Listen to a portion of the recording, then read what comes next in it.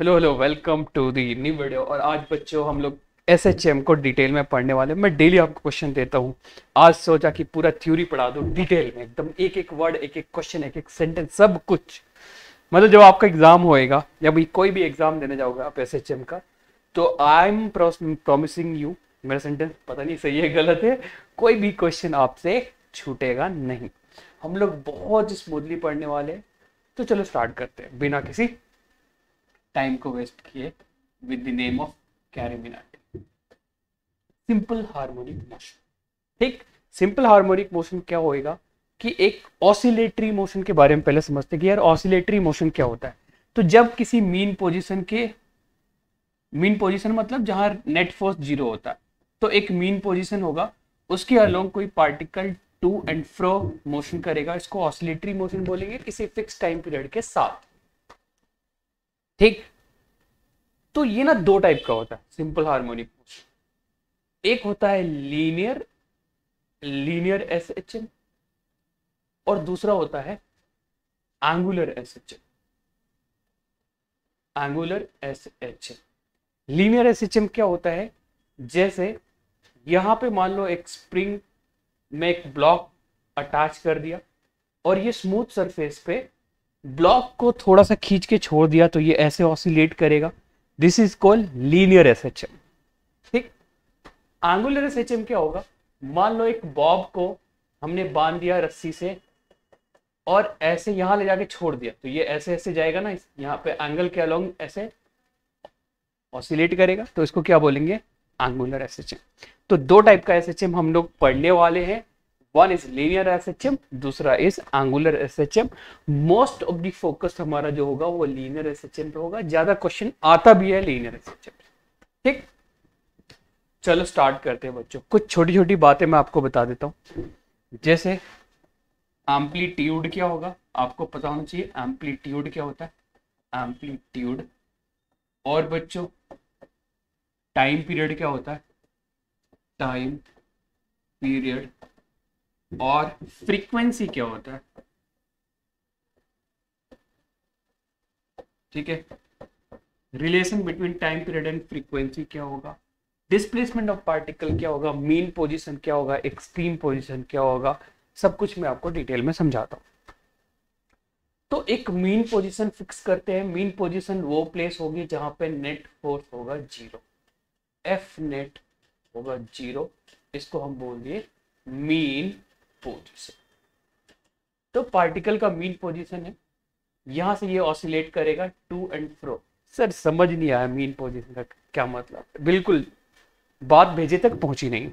तो भेजे तक बात में पहुंचा देता हूँ, टॉपिक हटा रहा हूं क्योंकि मैं आपको सब बताऊं। जैसे ये स्प्रिंग है, यहाँ ब्लॉक अटैच है, ये रखा हुआ, बताओ अभी स्प्रिंग नेचुरल लेंथ में, ना मैंने इसको कंप्रेस किया है ना मैंने इसको एक्सटेंड किया है, कुछ भी नहीं किया, ऐसे ही रखा हुआ है। बताओ इसके जाने की टेंडेंसी इधर है कि इधर है, किधर भी नहीं है, कोई फोर्स ही नहीं है, तो टेंडेंसी क्या होगी।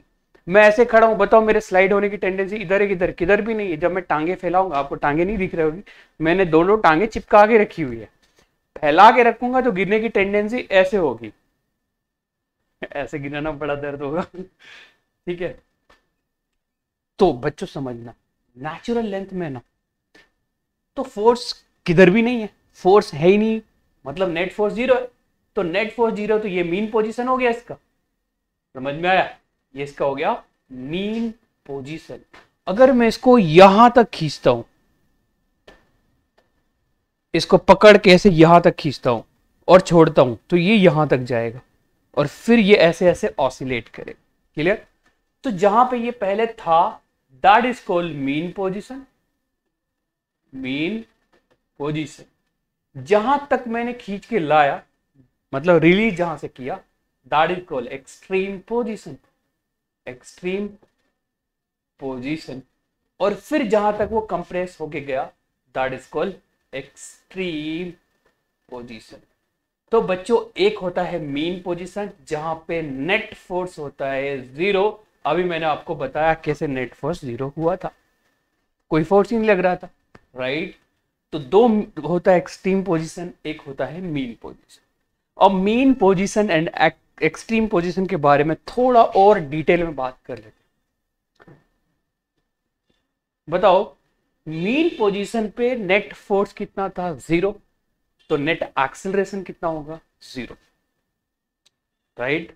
तो अपने को पता चला सबसे पहला पॉइंट कि मीन पोजीशन जो होती है, मीन पोजीशन वहां पे एक्सेलरेशन होता है 0।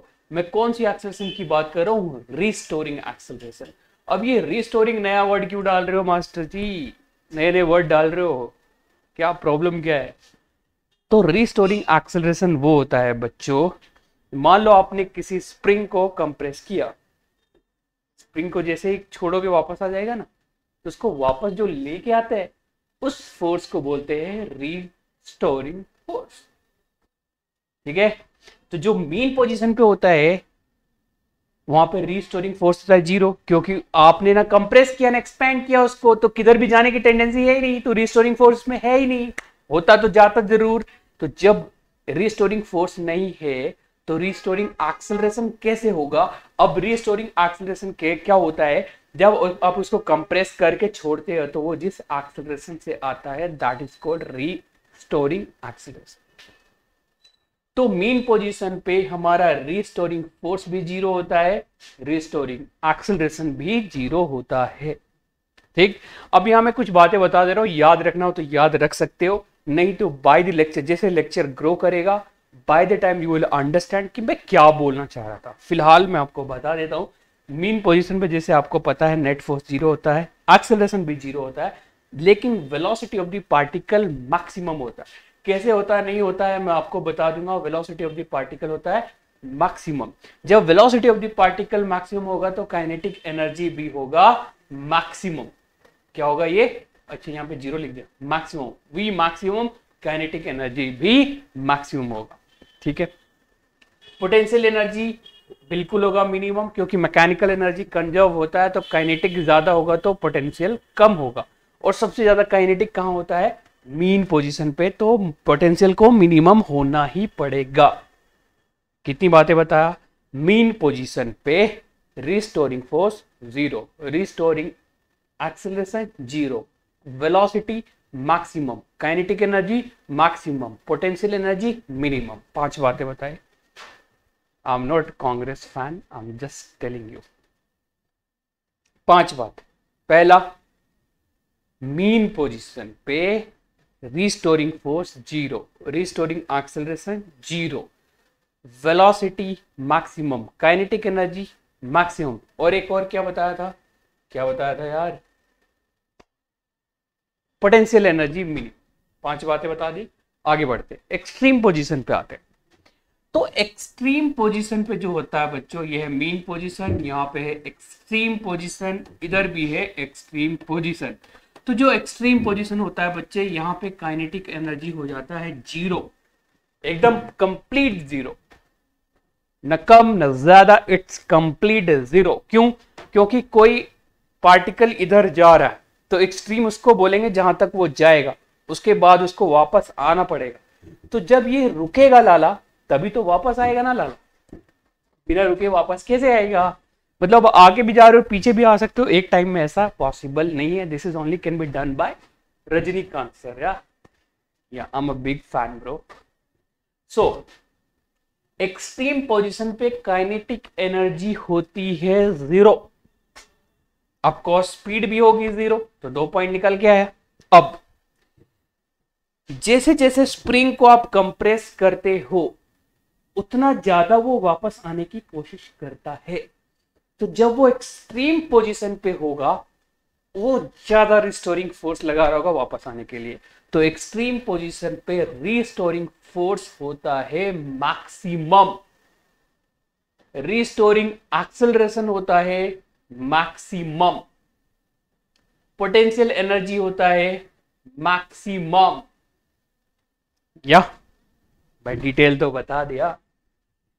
5 बातें एक्सट्रीम पोजीशन पे। पहली बात है काइनेटिक एनर्जी होगी 0, ऑफकोर्स स्पीड होगा 0, नेक्स्ट रिस्टोरिंग फोर्स होगा मैक्सिमम, रिस्टोरिंग एक्सेलरेशन होगा मैक्सिमम, एंड पोटेंशियल एनर्जी होगा मैक्सिमम। तो मीन पोजीशन और एक्सट्रीम पोजीशन का डिटेल डिस्क्रिप्शन मैंने आपको दे दिया। आगे बढ़ते हैं, समझते हैं एम्पलीट्यूड क्या होता है। ठीक, तो देखो एम्पलीट्यूड आपको एसएचएम में भी पढ़ना है, एम्पलीट्यूड आपको वेव में भी पढ़ना है। एम्पलीट्यूड इसके बाद आपका एक 12th में आता है वेव ऑप्टिक्स, उसमें भी थोड़ा एम्पलीट्यूड और इंटेंसिटी का रिलेशन होता है, वहां भी पढ़ना पड़ेगा। तो राइट नाउ हम लोग बात करते हैं यार एम्पलीट्यूड होता क्या। ठीक, एम्पलीट्यूड ये कुछ यहाँ जाना पहचान जगह नहीं, अच्छा there is a place in Jammu called Amphala, so this is Amphala. या समझते हैं एम्पलीट्यूड क्या होता है। इसको बच्चों कैपिटल ए से भी डिनोट करते हैं, स्मॉल ए से भी डिनोट करते हैं, एसआई यूनिट इसका मीटर होता है। ठीक, एम्पलीट्यूड। तो जब कोई पार्टिकल, जैसे यहाँ पे स्प्रिंग है, स्प्रिंग को नेचुरल लेंथ में रख के यहाँ पे रखते भी, तो ये इसका मीन पोजीशन होगा बच्चों। यस, तो this is a mean position, mean position. अब मैं इसको खींच के यहां तक लेके आता हूं और यहां से छोड़ देता हूं, तो ऐसे ये ऑसिलेट करेगा यहां से। तो मीन से एक्सट्रीम तक के पार्टिकल के डिस्प्लेसमेंट को, पार्टिकल मैक्सिमम यहां तक आ रहा ना, तो पार्टिकल के मैक्सिमम डिस्प्लेसमेंट को अपन क्या बोलेंगे, एम्पलीट्यूड। समझ में आया? जैसे पार्टिकल ऑसिलेट कर रहा है, तो पार्टिकल यहां से निकला और यहां तक गया, तो मैक्सिमम जितना दूर तक गया उसी डिस्प्लेसमेंट को बोला जाता है amplitude. I hope this is clear, right. Capital A या स्मॉल ए से डिनोट करते, एसआई यूनिट मीटर होता है। Most of the time question में आपको सेंटीमीटर में दिया रहेगा, टेंशन वाली बात नहीं, जिस तरह से ऑप्शन होगा उसी तरह से आप चूज कर लेना, बिल्कुल मुश्किल बात नहीं है।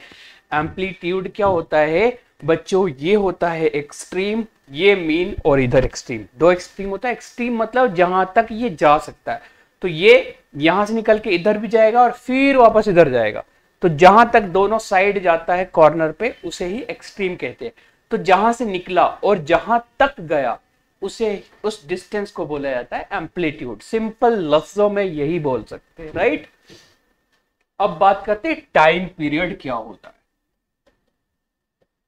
टाइम पीरियड, टाइम पीरियड हम एसएचएम पढ़ रहे हैं तो ऑसिलेशन की बात करेंगे, सर्कुलर मोशन पढ़ रहे होते तो सर्कुलेशन की बात करते, रोटेशनल मोशन पढ़ रहे होते तो रोटेशन की बात करते, ग्रेविटेशन पढ़ रहे होते तो रिवॉल्यूशन की बात करते, राइट। कुल मिला के एक चक्कर मारने में जो टाइम लगेगा that is called time period. अब वो चक्कर गोल गोल घूमने वाला हो, शक्तिमान वाला, या फिर वो चक्कर सन के अराउंड अर्थ के घूमने का हुआ, या फिर एक चक्कर इस ऑसिलेशन का हुआ। मान लो हमारा एक स्प्रिंग यहां पे अटैच है, ऐसे ब्लॉक हमने खींचा और खींच के यहां तक लाके छोड़ दिया, तो ये ऐसे ऐसे ऑसिलेट किया, तो जहां से ये निकला फिर यहां तक गया, फिर यहां से इधर यहां तक गया और वापस आया, मतलब निकला इधर गया फिर वापस आया, फिर इधर गया फिर वापस आया, तो पूरे एक राउंड मारने में जो टाइम लगता है उसे बोलते हैं बच्चों टाइम पीरियड। ठीक है, एक राउंड मारने में जो टाइम लगता है उसको बोलते हैं टाइम पीरियड। यहां से निकला, पहले राइट गया फिर वापस आया, फिर लेफ्ट गया फिर वापस आया, एक राउंड हो गया, इसे बोलते हैं time period. Time taken by the particle और body to complete one oscillation is called time period. SI unit होता है इसका second, second of course second होता है। ठीक, एक बहुत ही जेन्युइन फॉर्मूला टाइम पीरियड का हमेशा याद रखना, T इज इक्वल टू 2π/ω। इसको कभी मत भूलना, कभी मत भूलना, कहां से आया नहीं से आया बाद में चाहे जैसे भी एक्सप्लेन हो, ये चीज आप दिमाग में एकदम डाल लो, टैटू करवाओ यहां से यहां, T इज इक्वल टू 2π/ω। ठीक है, प्लीज मत भूलना इस चीज को, बहुत काम का है, बहुत ज्यादा काम। ओके, आगे बढ़ते हैं, बात करते हैं फ्रीक्वेंसी की। तो यार फ्रीक्वेंसी क्या होता है, फ्रीक्वेंसी समझिए। फ्रीक्वेंसी को बच्चों स्मॉल f से भी डिनोट करते हैं, स्मॉल n से भी डिनोट करते हैं और न्यू से डिनोट करते हैं। ऐसे v टाइप का थोड़ा सा टेढ़ा होता है तो इसको न्यू बोलते हैं, new, NU may be NU या NUE, new, new, new frequency. तो बच्चे मान लो कोई चीज सर्कुलेट कर रही, तो 1 सेकेंड में जितना राउंड मारेगा वो उसकी फ्रीक्वेंसी होगी। 1 सेकेंड में जितना राउंड मारे, अगर 1 सेकेंड में वो एक कंप्लीट राउंड मारेगा तो फ्रीक्वेंसी 1 होगी। अगर 1 सेकेंड में 10 बार घूम जाएगा तो फ्रीक्वेंसी 10 होगी, और 1 सेकेंड में अगर आधा घूमेगा तो फ्रीक्वेंसी आधा होगी। तो इसको कैसे डिफाइन कर सकते हैं? नंबर ऑफ ऑसिलेशन या सर्कुलेशन या रोटेशन या रिवॉल्यूशन या वाइब्रेशन पर सेकेंड इज कॉल्ड फ्रीक्वेंसी। ठीक है, इसकी एसआई यूनिट होती है बच्चों हर्ट्ज, HERTZ। HZ से डिनोट करते हैं बच्चों, और टाइम पीरियड और फ्रीक्वेंसी के बीच में एक रिलेशन होता है। Time period is equal to 1 upon frequency. ठीक है, 1 अपॉन फ्रीक्वेंसी। तो ये चीज है, ये रिलेशन है। ठीक, याद रखना। तो जैसे बच्चे मेरे को पता, अभी मैंने बोला था एक फॉर्मूला याद रखना कि time period is equal to होता है 2π/ω, और फ्रीक्वेंसी उसका उल्टा होता है। तो फ्रीक्वेंसी इक्वल टू क्या हो जाएगा? 2π/ω/2π। ये सब याद रखना, ये छोटी छोटी बातें जो बहुत काम की है, और हमेशा इसको याद। ठीक है, तो मेरे ख्याल से आज के लेक्चर के लिए बहुत छोटी बेसिक बातें मैंने आपको बता दी है। रिस्टोरिंग फोर्स, रिस्टोरिंग टॉर्क क्या होता है जो उसको वापस लेके आता है, ऑफकोर्स एम्पलीट्यूड क्या होता है, कहाँ kinetic energy potential zero maximum होता है, मिनिमम होता है, ये सब बातें मैंने आपको बता दी। नेक्स्ट क्लास में हम लोग करेंगे displacement, velocity and acceleration of oscillating particle, और बहुत स्लो और डिटेल में करेंगे। आई होप मैंने जो भी आपको बताया आज समझ में जरूर आया होगा। नहीं आया होगा तो आप मुझसे पूछ सकते हो बच्चों, कभी भी 2 बजे रात से पहले आप मुझे मेल कर सकते हो। मेरा इंस्टा है तो वहाँ पे मैसेज कर देना, या फिर किसी भी कांटेक्ट कर लेना। Thank you so much guys, please take care.